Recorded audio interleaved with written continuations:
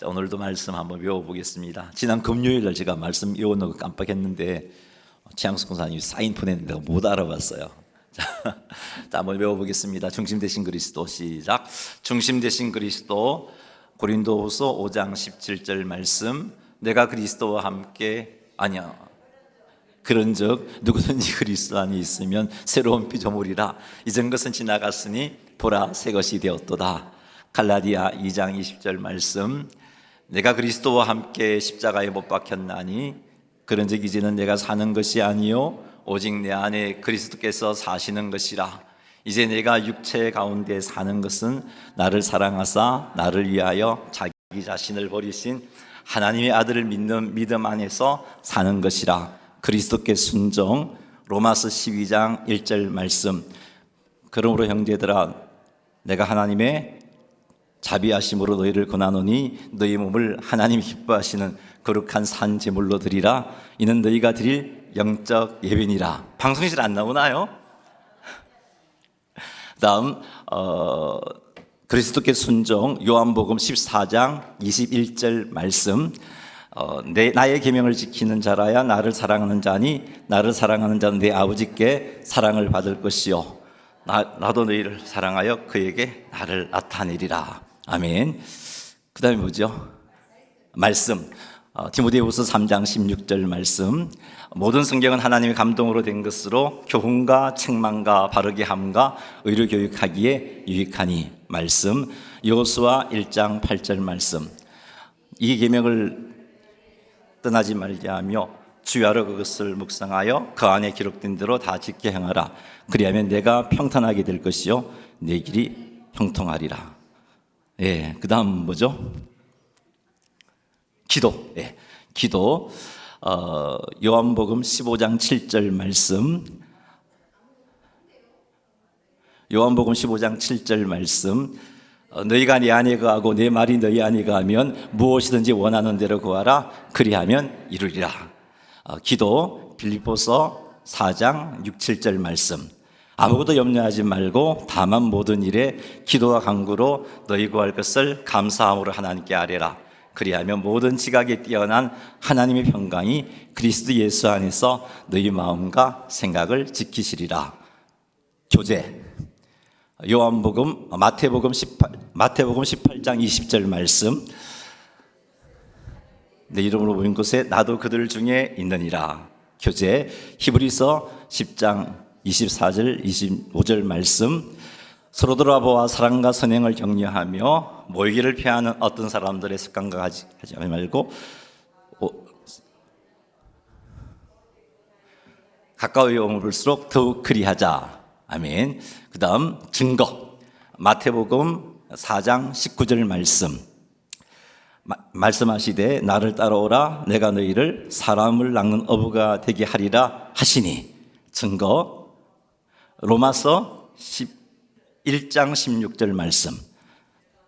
내가 복음을 부끄러워하지 아니하노니 이 복음은 모든 믿는 자에게 구원을 주시는 하나님의 능력이 됨이라. 먼저는 유대인에게요 다음은 헬라인에게로다. 모든 사람이 죄를 범함. 로마서 3장 23절 말씀. 모든 사람이 죄를 범하였음에 하나님의 영광에 이르지 못하더니. 모든 사람이 죄를 범함. 이사야서 53장 6절 말씀. 우리는 다 양 같아서 그릇 행하여 각기 제 길로 갔거늘 여호와께서는 우리 모두의 죄악을 그에게 담당시키셨도다. 아멘. 죄의 형벌인가요? 우리 이번 주에 외울 건데 여기까지만 합시다. 제가 굉장히 당황했어요. 분명히 만들어서 올렸는데 어쨌든 모두들 수고하셨습니다. 우리 박수 한번 칩시다. 제가 저장을 했는데 방송실에서 그걸 켜놓으셨나 봐요. 그래서 그게 저장이 제대로 안 됐나 봅니다. 말씀 구절은 올라가 있나요? 방송실? 네. 자, 오늘 잠언 24장 24절에서 27절 말씀 가지고 또 하나님 주신 지혜를 나누겠는데요. 이 말씀 가운데 또 하나님께서 우리에게 어떤 지혜를 주시는지 깨달아서 그 말씀 가지고 오늘도 구별되게 또 하나님께 영광을 돌리며 살았으면 좋겠습니다. 자, 24절 25절 말씀 같이 한번 읽도록 하겠습니다. 악인에게 내가 옳다 하는 자는 백성에게 저주를 받을 것이요 국민에게 미움을 받으려니와 오직 그를 견책하는 자는 기쁨을 얻을 것이요 또 좋은 복을 받으리라. 아멘.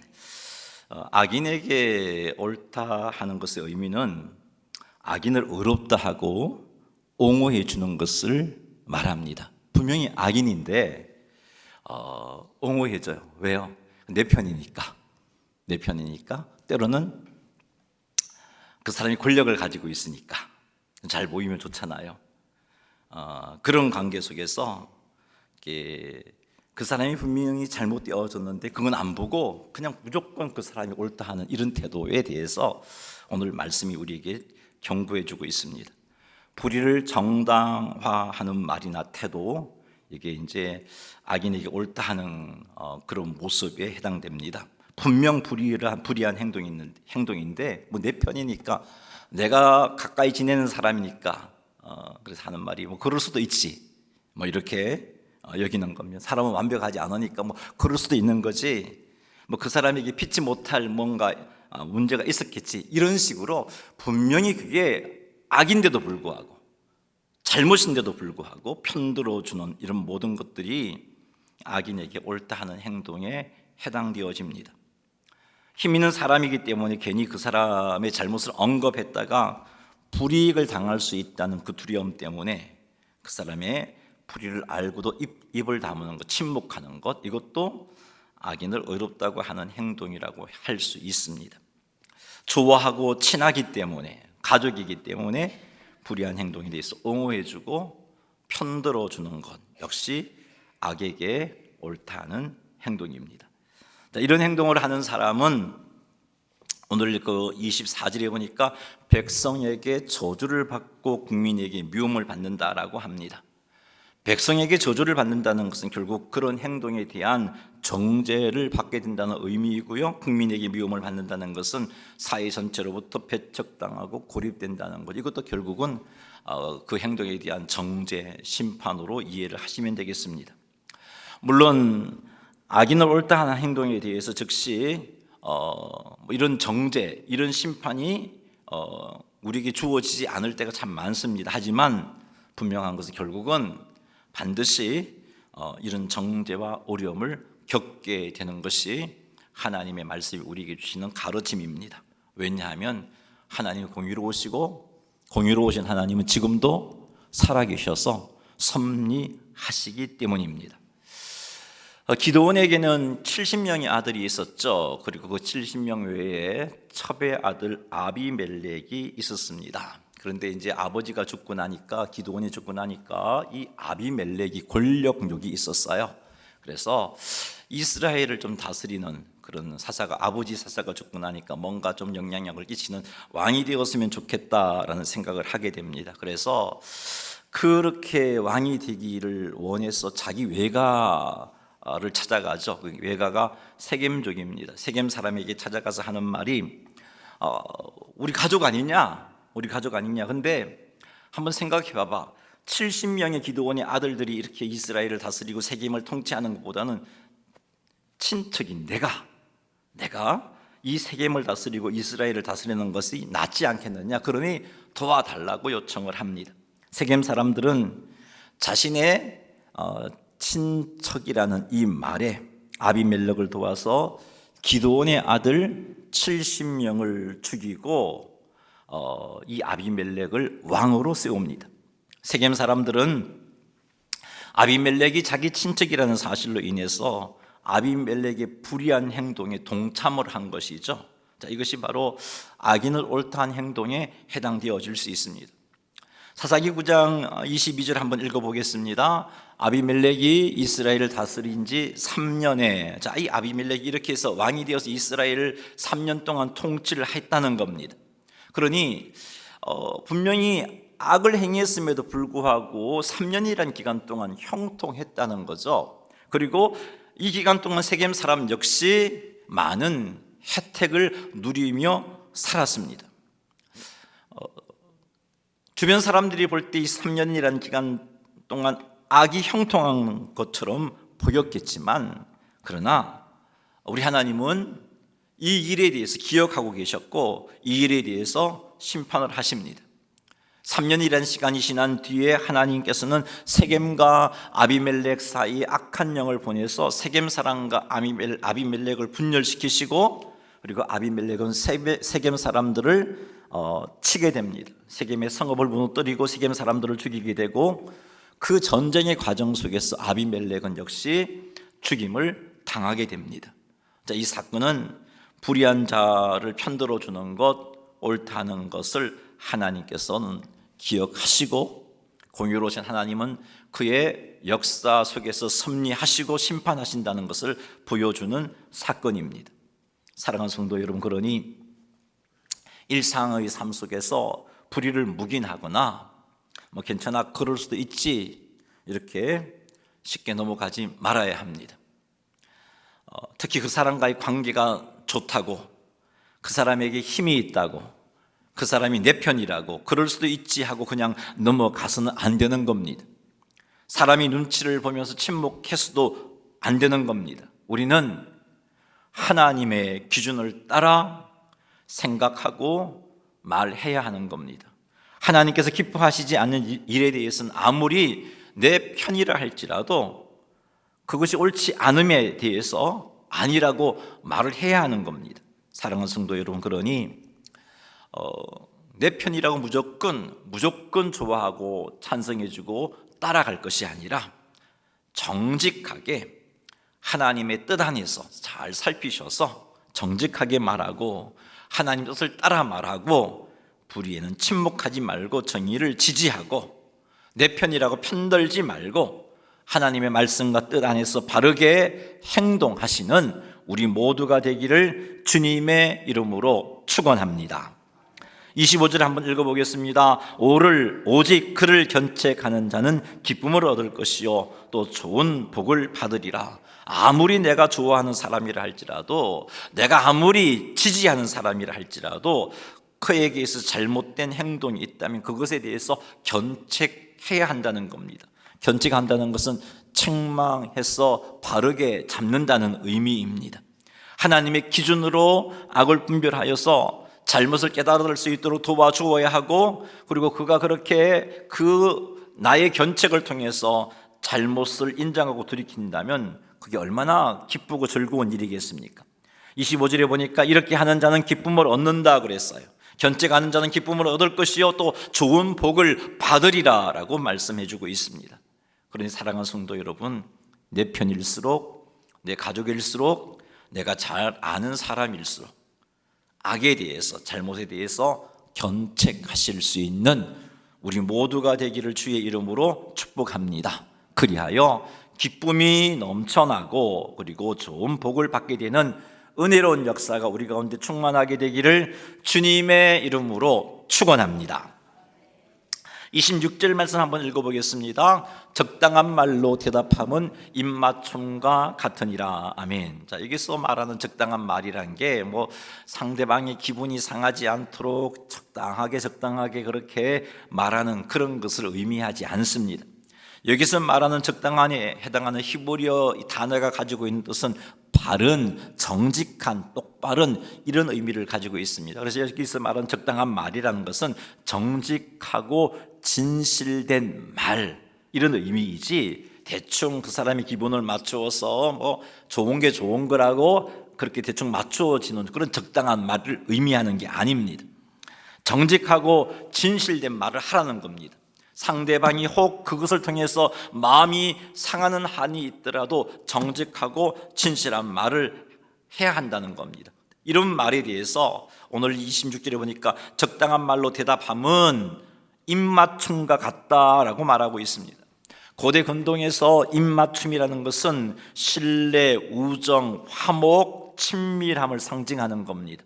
따라서 정직하게 말하고 진실하게 말하는 것이 입맞춤과 같다는 것은 정직하고 진실한 답변이 존중과 사랑의 표현이구나 하는 것을 우리에게 가르쳐주고 있는 말씀입니다.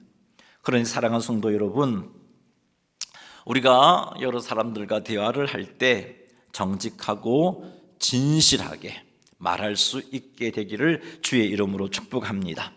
때로는 이런 말들이 당장에는 마음이 상하게 할 수도 있고 기분이 상하게 할 수도 있습니다. 그러나 사랑하는 성도 여러분, 이런 말이 입맞춤과 같다는 이 하나님의 말씀을 기억하십시오. 그리하여 정직하고 진실한 말을 하는 사람의 그 말에 귀를 기울이시는, 괜히 속상해하지 말고 기분 나빠하지 말고 그 말이 입맞춤과 같다라고 말씀하고 있잖아요. 그게 나를 위한 말이고 나를 존중히 여겨주는 말이니까. 그러니 여러분, 그런 말을 인간관계 속에서 누군가가 나에게 정직하고 진실한 말을 한다면, 근데 그때 또 마음도 상하고 속이 상한다면 마음 상하다고 속상하다고 귀닫지 마시고 이게 입맞춤이다 생각하시고, 이게 나를 존중히 여기는 그런 것이다 생각하시고 그 말을 수용할 수 있기를 주님의 이름으로 축복합니다. 정직하고 진실한 말을 들을 때뿐만 아니라 할 때, 우리가 말을 할 때 이런 자세를 갖추어야 합니다. 정직하고 진실한 말을 내가 만나는 사람에게 할 수 있어야 돼요. 자, 이런 말을 하기 위해서는 우리가 사람보다 하나님을 두려워하는 삶을 살아야 돼요. 하나님보다 사람을 두려워하는 그런 삶을 살면은 우리는 정직하고 진실한 말을 할 수가 없습니다. 그런 말이 아니라 참으로 우리가 두려워할 자를 두려워하여서 정직하고 진실한 말을 함으로 정말 그 관계가 참으로 존중해지고, 그런 말을 듣는 나도 마찬가지고 그런 말을 하는 나도 마찬가지고, 말을 하는 사람이나 말을 듣는 사람이나 이것이 우리에게 유익한 말, 입맞춤과 같은 것임을 우리가 꼭 기억해서 정직한 말도 하고 정직한 말도 듣는 그런 삶을 살아가시는 성도님들이 다 되시기를 주님의 이름으로 축복합니다. 자, 27절 말씀 같이 한번 읽어보겠습니다. 내 일을 밖에서 다스리며 너를 위하여 밭에서 준비하고 그 후에 내 집을 세울지니라. 아멘. 내 일을 밖에서 다스리며, 이 말의 의미는 여기서 밖이라는 것은 경제 활동이 이루어지는 삶의 현장입니다. 솔로몬 시대 때 경제 활동은 농경이었고 목축업이었겠죠. 그러니까 그 밭이나 그 목축할 수 있는 그런 장소를 의미하겠습니다. 그럼 오늘날 우리들에게서는 우리의 어떤 사업의 터일 수도 있고 직장일 수도 있고 그런 곳이겠죠. 자, 그런데 그 뒤쪽에 다스리며라고 번역을 했는데, 이 다스리며에 해당하는 히브리어 하카는 준비한다는 의미를 가지고 있습니다. 준비한다. 그래서 이게 내 일을 밖에서 다스린다는 것은 경제 활동을 잘 할 수 있도록, 경제 활동이 잘 될 수 있도록 철저히 준비하라라는 그런 의미입니다. 농경 시대에는 농사를 잘 짓기 위해서 그 일에 대해서 잘 준비하는 자세, 오늘날 우리 시대는 직장에 쓰든 삶의 현장 속에 쓰든 내가 정말 그 일을 잘 감당할 수 있도록 온전한 준비를 잘 갖추는 자세, 이런 것을 의미합니다. 그리고 두 번째 중간 구절에 보면은 너를 위하여 밭에서 준비하고 라는 표현이 있습니다. 이 부분을 히브리어 성경에서 직역을 해보면 이렇게 직역해 볼 수 있습니다. 내 일을 준비하고 밭에서 그것을 위하여 예비하라. 이것을 이제 우리 개역개정에서 너를 위하여서 밭에서 준비하고라고 번역을 했어요. 여기서 내 일이라는 것은 내 일을 준비하고 밭에서 그것을 위하여 예비하라 그랬는데, 여기서 내 일이라는 것은 사명, 또 하나님 주신 비전, 이런 것들입니다. 그리고 밭은 그 사명과 비전을 실현할 수 있는 장소를 의미합니다. 자, 그런데 여기 보니까 그 사명도 준비하고 그 사명을 이룰 수 있는 장소도 예비하라, 너를 위하여, 이런 표현을 쓰고 있잖아요. 이 표현을 통해서 우리는 무엇을 깨닫냐 하면은 단지 비전을 깨닫고 비전을 발견하고 이상만 품는 그것만이 아니라 그 이상과 그 꿈과 그 비전이 구체적으로 우리의 삶 속에서 이루어지려면 나의 현재 주어진 시간 속에서 그것이 이루어질 수 있도록 철저한 준비를 해야 한다는 그런 말씀을 하고 있습니다. 그리고 27절 하반절에 보니까 그 후에 내 집을 세울지니라 그랬어요. 이것이 준비되어져야 여기서 준비되어져야 집이 세워진다는 겁니다. 여기서 집은 뭐 꿈을 이루는 것일 수도 있고 또 문자 그대로 가정일 수도 있어요. 그러기에 가정을 이루기 위해서, 꿈을 이루기 위해서 우리가 해야 할 가장 중요한 이런 무언가 준비라는 겁니다. 준비, 경제 활동을 할 수 있는 준비, 꿈을 이룰 수 있는 준비, 그런 상황 속에서 하나님 주신 비전을 이룰 수 있는 준비를 철저하게 하는 겁니다. 그것을 했을 때 그런 상황 가운데 집이 세워지고 꿈이 이루어지고 가정이 세워진다는 그런 내용의 말씀이 오늘 우리가 읽은 27절의 말씀입니다. 우리는 이 말씀 속에서 우리는 무엇을 깨닫느냐? 준비하는 삶이 있어야 된다는 겁니다. 준비하는 과정이 때로는 참 힘이 들 수도 있어요. 힘이 들 수 있기 때문에 그 힘든 것은 쉽게 놓아버리고 자꾸 꿈만 생각하고 왜 나는 저런 걸 못 누리고 있을까? 나는 왜 저 자리에 가지 못하고 있을까를 자꾸 한탄한다면 불평이 나오고 원망이 나오고 삶은 점점 더 하나님을 의지하지 않게 되고 원망 가운데 어려워질 겁니다. 오늘 이 잠언 24장 27절 말씀 우리에게 하나님께서 주신 비전, 하나님께서 주신 가정을 제대로 세우고 이루고 싶다면 준비된 모습 갖추라는 겁니다. 나의 삶의 현장 속에서, 나에게 주어진 그 환경 속에서 준비하라는 겁니다. 하나님을 의지하면서, 하나님께 지혜를 구하면서, 하나님께 소망을 구하면서 철저하게 준비하는 삶을 살라는 겁니다. 준비되어졌을 때 하나님께서 나에게 주신 비전과 꿈이 이루어지고, 준비되어졌을 때 아름다운 가정이 세워지는 겁니다. 준비함 없이 그 목표만 바라보고 있으면 제가 앞에서 말씀드린 것처럼 좌절과 불평과 원망이 나올 수밖에 없고요. 그 가운데 불평하고 좌절하고 원망한다면 그의 인생은 하나님께서 기뻐하시는 인생이 되어질 수가 없는 것입니다. 그러니 사랑하는 성도 여러분, 우리가 하나님께 받은 꿈이 있고 비전이 있고 또 내가 이루고 싶은 목표가 있다면 그 목표를 위해서 하나님께 지혜를 구하며 오늘이라는 시간 속에서 철저하게 준비하는 삶을 사시기를 주의 이름으로 축복합니다. 그 준비하는 과정이 쉽지는 않겠지요.